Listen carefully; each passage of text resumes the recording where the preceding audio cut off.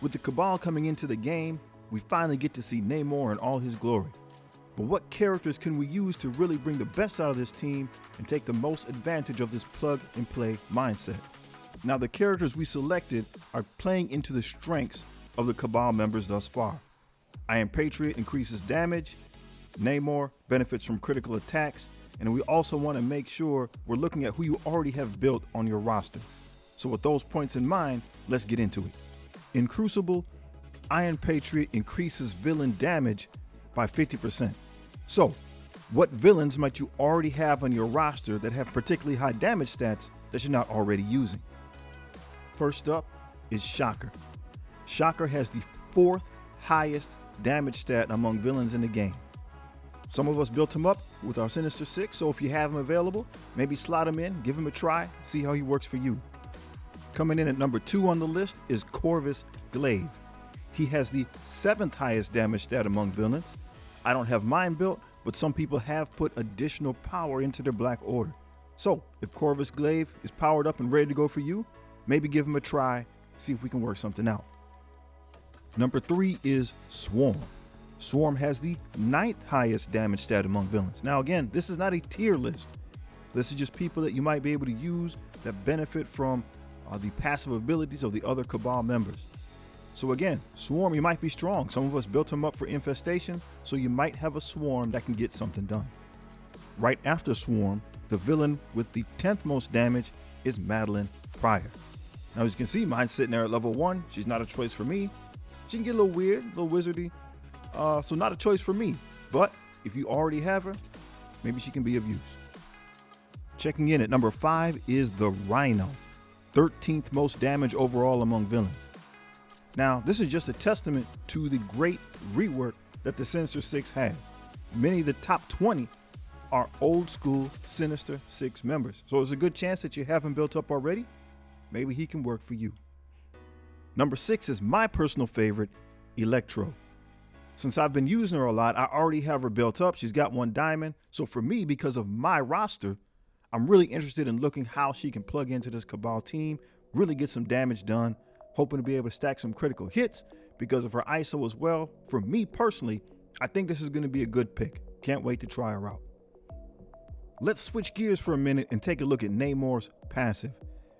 It says that on self or villain ally crit, bury yourself and all villain allies for 5% of this character's max health and apply speed up to self and all Cabal allies.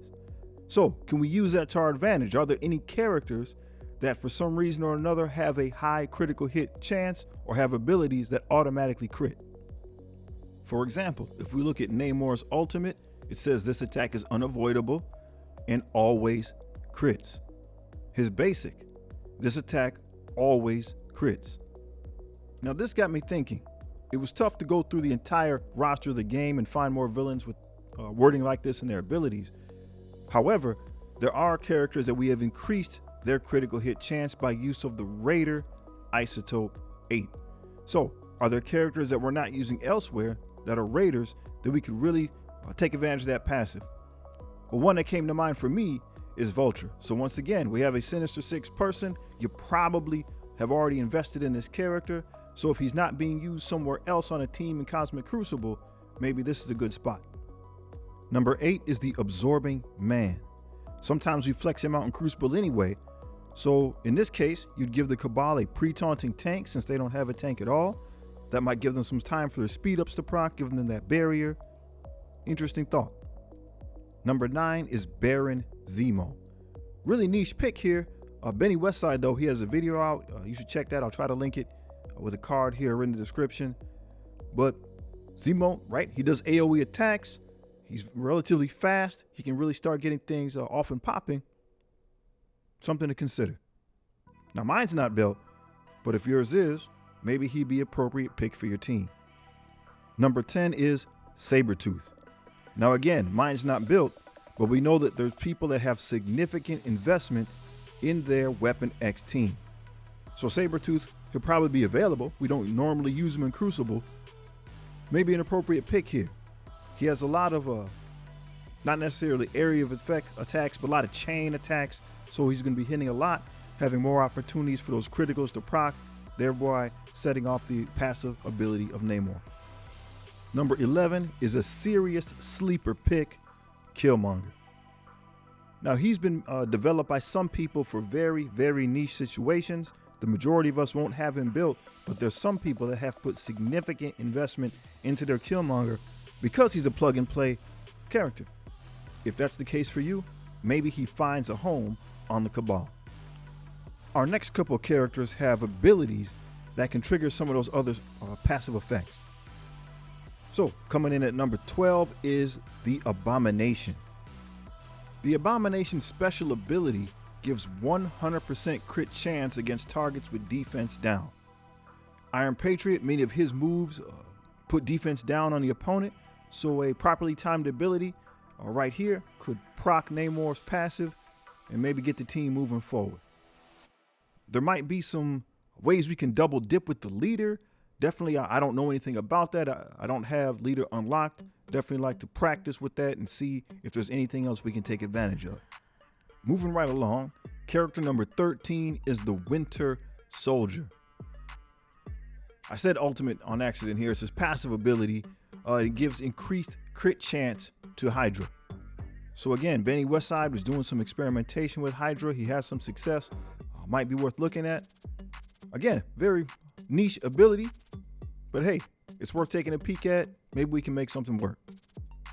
We'll use up character slots 14 and 15 with Emma Frost. 15, I guess, suppose will be Kang the Conqueror, or we're hearing a lot of talk about that. But again, if you're a free-to-play player like me, you might not want to pull Kang away from the Masters of Evil. So don't really want to. Right, we're trying to look at other characters we could use. Emma Frost, though, probably makes the list regardless. She's going to help, again, give you that control. You can't really speed the team up, but you can slow the other team down. That might put things in your favor. So Emma's probably going to take up one of those spots. So really, it's a question of what you're going to use in that other free zone. Did you like any of the picks so far? Are there anything that you've seen that I haven't considered? Marvel Strike Force seems committed to theory crafting, really wanting the player base to have fun, to learn, and see what characters and what teams will work best for them. So once again, let's do some research, see if we can find some points that nobody else is using. Take care of yourself and your family. Peace.